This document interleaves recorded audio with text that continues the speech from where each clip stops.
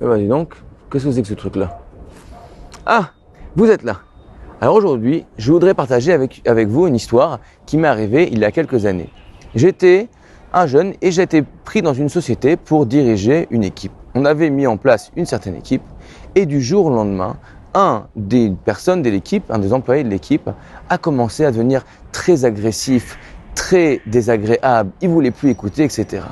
Eh bien, après plusieurs semaines où ça s'est passé de façon très compliquée avec ce collaborateur, j'ai découvert une chose tout simplement. Eh bien, il y avait un contrat d'un de ses supérieurs qui était resté sur une table. Et il avait, chose qu'il n'aurait pas dû faire, pris le contrat, il avait regardé le contrat, il avait vu combien cette personne-là était payée. Et il était devenu tellement jaloux qu'il disait, mais au fond, pourquoi moi je suis payé moins? Pourquoi est-ce que moi je n'ai pas telle condition? Pourquoi je n'ai pas le droit à une voiture? Pourquoi je n'ai pas le droit au voyage? Etc. Et c'était devenu invivable pour travailler avec lui. Alors aujourd'hui, je voudrais vous reparler de notre âne et de notre bœuf.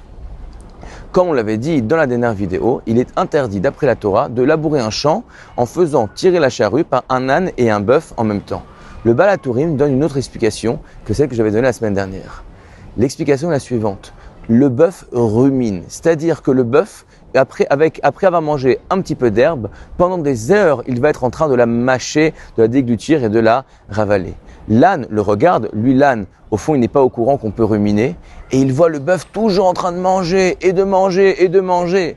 Et il se dit, oh là là, le maître lui donne beaucoup plus à manger que moi. Eh bien, au fond, ça va lui faire une douleur terrible, et il ne va plus être en mesure de travailler.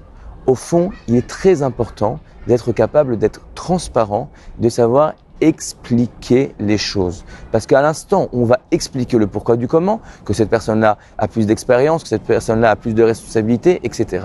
Eh bien, au fond, on va être capable de faire comprendre la chose à la personne, qui va être capable de le digérer et de vivre avec ça. Mais si au fond, on reste dans le non-dit, on reste dans le secret, eh bien, lorsque l'on va voir une petite partie des éléments, on va commencer à s'imaginer des scénarios complètement incroyables sur la comète. Les personnes vont être frustrées, vont être énervées et ne vont plus être en mesure de travailler. Donc, un point extrêmement important, communiquer, expliquer les décisions pour que chacun puisse les accepter et que l'on puisse continuer à travailler tous ensemble. Et je vous dis à la semaine prochaine.